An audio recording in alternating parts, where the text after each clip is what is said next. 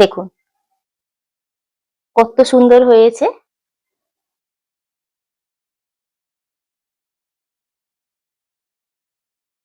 এত কম সময়ের মধ্যে শুধুমাত্র একটা দুটো উপকরণ দিয়ে মাখনের মতো নরম। এই যে দেখুন, আর কতটা জালিদার হয়েছে আপনাদেরকে একটু ছিঁড়ে দেখাই। আপনারা বিশ্বাসই করতে পারবেন না এত অল্প সময়ের মধ্যে এত সুন্দর পিঠেটি বানানো যায়। মুখে দিলেই পুরো মাখনের মতন গলে যাবে। একদম তুলোর মতন নরম হয়েছে দেখুন। আমি হাত দিয়ে চিপছি, আবার সেই অবস্থায় ফিরে আসছে। নমস্কার বন্ধুরা, আমার চ্যানেলে আপনাদের সবাইকে স্বাগত। আপনারা তো বিভিন্ন ধরনের পিঠে খেয়েছেন, তবে আজকে যে পিঠেটি বানাবো গ্যারান্টি দিয়ে বলতে পারি আপনারা কখনো কিন্তু এরকম ভাবে পিঠে বানিয়ে খাননি বা এমন ধরনের পিঠে খাননি। চলুন কিভাবে বানাচ্ছি এত সুন্দর পিঠেটি দেখে নেওয়া যাক। এখানে আমি এক বাটি চাল নিয়েছি। চালটাকে আমি 2-3 ঘন্টা আগে ভিজিয়ে রেখেছিলাম। গোবিন্দভোগ চাল নিয়েছি, আপনারা কিন্তু যে কোনো আতপ চাল নিতে পারবেন। এটা মিক্সির জারে নিয়ে একটা ফাইন পেস্ট তৈরি করে নেব।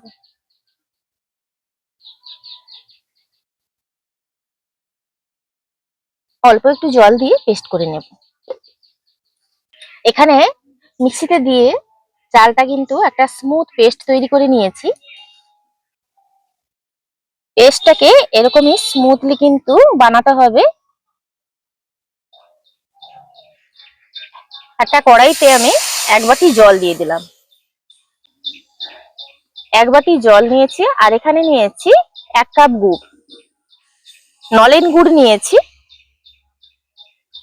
এখানে গুড় জলটা খুব ভালোভাবে গরম করে নেব।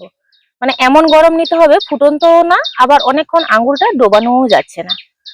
এই অবস্থায় কিন্তু চালের মধ্যে নিয়ে নেব।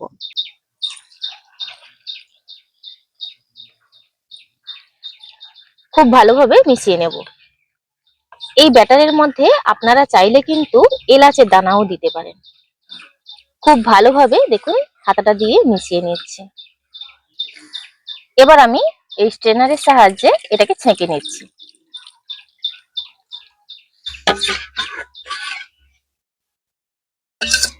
দিয়ে দিচ্ছি পরিমাণ মতন লবণ। এখানে জলের মাত্রাটা আপনাদেরকে একটু বুঝিয়ে দিই। এই বাটিতে করে আমি 1 বাটি চাল নিয়েছি, তার জন্য কিন্তু গুড় আর জল মিশিয়ে টোটাল 2 বাটি কিন্তু জলের প্রয়োজন হয়েছে। গুড় আর জল মিশিয়ে নিয়েছি টোটাল 2 বাটি জল। মানে জলের সঙ্গে আমি নলেন গুড়টাকেও ধরেছি। আর এরকমই কিন্তু পাতলা হতে হবে। কড়াইতে 2 টিস্পুন আমি এখানে ঘি দিয়ে দিচ্ছি।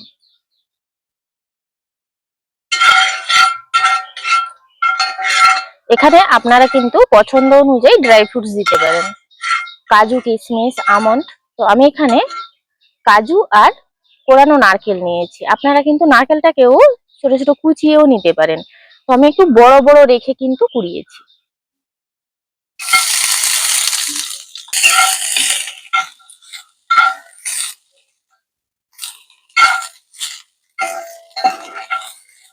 ব্যাটারের ঘনত্বটা আপনারা দেখে বুঝতে পারবেন। ওপর থেকে যখন ব্যাটারটা ফেলছি দেখুন ফোঁটা ফোঁটা করে পড়ছে। একদমই শেষ পর্যায়ে ব্যাটারটা দেওয়ার আগেই একটা ইনো নিয়েছি, ইনোটা দিয়ে দেব। আপনারা এর পরিবর্তে কিন্তু খাওয়া সোডাও দিতে পারেন। খুব ভালোভাবে মিশিয়ে নেব।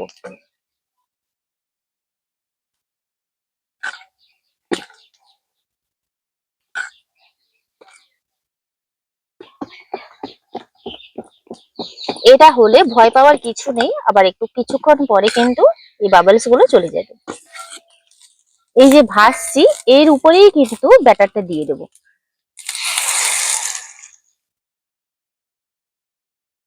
এই পর্যায়ে জালটা কিন্তু বাড়ানোই আছে। ঠিক এইভাবেই কিন্তু খোলা রাখবো 2 থেকে 3 মিনিট। এইভাবে জাল বাড়িয়ে কিন্তু 2-3 মিনিট খোলা রাখবো। এই 2-3 মিনিট কিন্তু জালটা বাড়ানো থাকবে।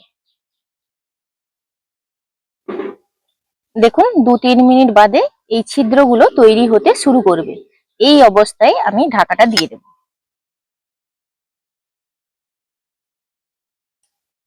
অল্প একটু আটা নিয়ে আমি দুটো ভাগে ভাগ করে নিয়েছি। এই যে মুখগুলো আছে না, এগুলো একটু বন্ধ করে দেব।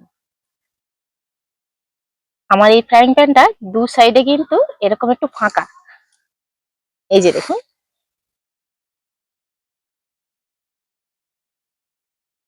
আর এই ছিদ্রটাও একটু বন্ধ করে, মিডিয়াম জাল দিয়ে এইভাবে আমি 1 মিনিট মানে জাল করে নেব।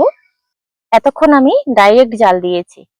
এবার এই ঢাকা দিয়ে 1 মিনিট রান্না করার পর আরেকটা কড়াইয়ের উপরে এইটা বসাবো।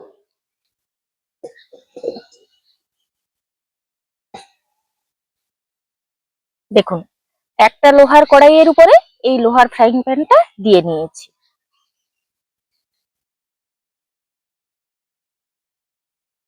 এইভাবে ডাইরেক্ট হিট না দিয়ে আরো 20 মিনিট এটাকে আমি মানে জাল করে নিই। এইভাবে আমি 20 মিনিট বসিয়ে রেখেছি। এবার সাইড থেকে এই আটাগুলো দিয়েছিলাম, আটাগুলো খুলে নেব।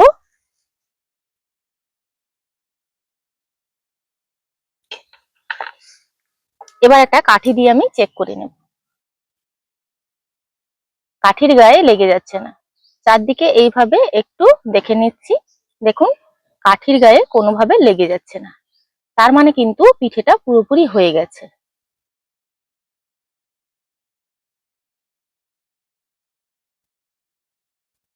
এই পর্যায়ে এই ফ্রাইং প্যানটা নাবিয়ে ঠান্ডা করে নেব। নাবিয়ে আমি ঠান্ডা করে নেব।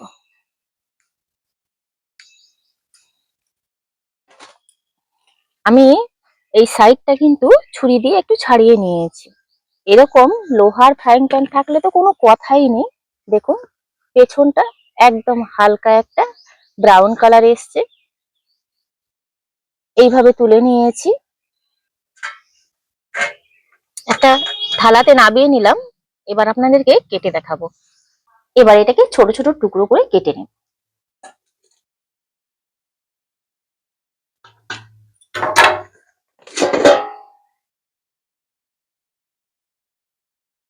দেখুন কত সুন্দর হয়েছে।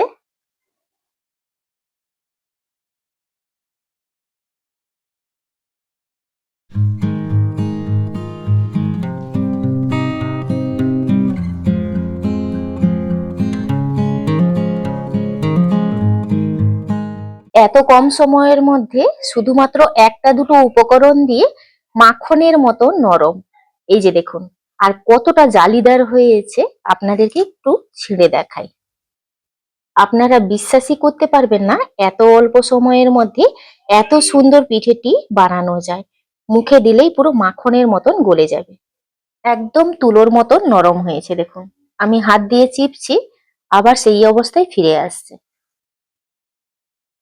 আর অসংখ্য ছিদ্রযুক্ত এই পিঠেগুলো খেতে কিন্তু অসম্ভব সুন্দর।